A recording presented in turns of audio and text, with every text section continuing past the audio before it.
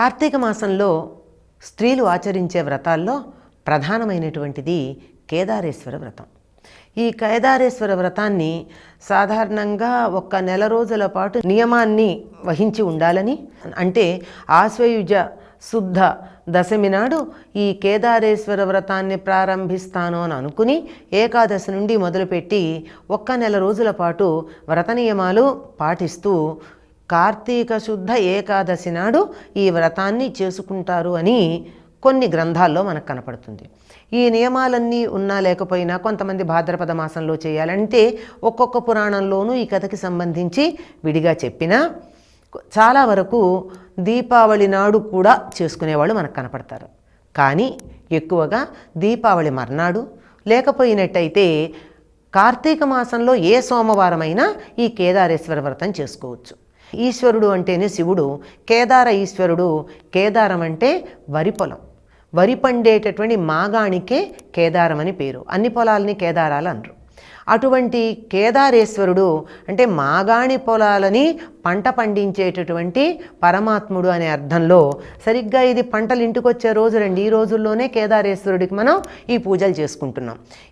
దీనికి అధిపతి అయినటువంటి స్వామి కేదార్నాథ్లో ఉంటాడు. అక్కడ కూడా ఉత్తర దేశంలో గోధుమలు ప్రధానాహారంగా తీసుకున్న కేదారేశ్వరుడికి మాత్రం మంచి గుమగుమలాడే సువాసన కలిగినటువంటి బియ్యంతో పరమాన్నం ఉండి నివేదన చేస్తారు. అదే మనం బాస్మతి రైస్ అంటూ ఉంటాం. అటువంటి దాంట్లో మనకి లభ్యమయ్యేది కాదు. వాటి నుంచి కర్పూరపు వాసన వచ్చేటటువంటి బియ్యం, మామూలు బియ్యం కాదు. ఆ బియ్యం వండుతూ ఉంటే పచ్చకర్పూరపు గుమగుమలు ఆ బియ్యంలోంచి సహజంగా రావాలి. అవి ఒకప్పుడు సువాసన కలిగినటువంటి బియ్యం అంటే. అటువంటి బియ్యంతో చక్కని పరమాన్నం వండి నివేదన చేస్తూ ఉంటారు. ఆ స్వామిని దృష్టిలో పెట్టుకుని, ఆ స్వామిని లక్ష్యంగా పెట్టుకుని చేసేటటువంటి వ్రతం కేదారేశ్వర వ్రతం. ఈ వ్రతం నాడు పగలంతా ఉపవాసం ఉండి, నెలంతా ఉన్నా ఉండకపోయినా పగలంతా ఉపవాసం ఉండి నక్షత్ర దర్శనం అయిన తరువాత ధాన్యం పోసి, వరికి సంబంధించింది కదా, ధాన్యం పోసి ఆ ధాన్యంలో శివపార్వతుల్ని ప్రతిష్ఠించి రకరకాలైనటువంటి కూరలు పళ్ళు మొదలైనటువంటి వాటితో అలంకారాలు చేసి ఎన్ని రకాలైనటువంటి కూరలు లభ్యమవుతాయో అన్ని రకాల కూరలతో వండినటువంటి పదార్థాలు ఆ రోజు నివేదన చేయాలి. ఇది కొంతమంది దీపావళి నాడు కూడా చేసుకుంటారు. కొన్ని సంప్రదాయాల్లో దీపావళి నాడు, కొన్ని సంప్రదాయాల్లో సంక్రాంతి నాడు లేక కనుమ నాడు ఎన్ని రకాల కూరలు దొరికితే అన్ని రకాల కూరలతో వంట చేసి దేవుడికి నివేదన చేసి 10 మంది తింటే అంత శుభంగా ఉంటుందని. ఇక్కడ అన్ని రకాల కూరలు, కూరలకి సంబంధించినటువంటి కొమ్మలు మొదలైనవి కూడా ఇక్కడ పూజలో అలంకారానికి వాడతారు.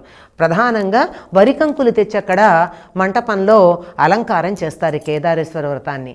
ఇలా చేసి 21 రకాలైనటువంటి పత్తులతోనూ 21 ముళ్ళున్నటువంటి తోరాలు కట్టుకుని 21 రకాల నేతితో చేసిన పిండి వంటలు, అలాగే ఏది చేసినా సరే ఒక్కొక్కటి 21 సంఖ్యకి ఇక్కడ ప్రాధాన్యం ఉంది. ఇలా అర్చించి శివపార్వతుల్ని పూజించి బ్రాహ్మణులకు దక్షిణలు ఇచ్చి ముత్తైదుల్ని కూడా పూజించాలి తప్పనిసరిగా. ఈ వ్రతాలన్నింటిలోనూ కూడా వ్రతం చేసిన తరువాత ఏ అమ్మవారి యొక్క రూపాన్ని మనం ఆ వ్రతంలో భాగంగా పూజిస్తామో ఆ అమ్మవారి స్వరూపంగా ఒక ముత్తైదువుని పూజించటం సంప్రదాయంగా మనకు వస్తుంది. కనుక ఒక్క ముత్తైదువుని కాక అనేక మంది ముత్తైదువుల్ని పూజించటం ఇదంతా ఈ వ్రతంలో భాగంగా మనకు కనపడుతుంది.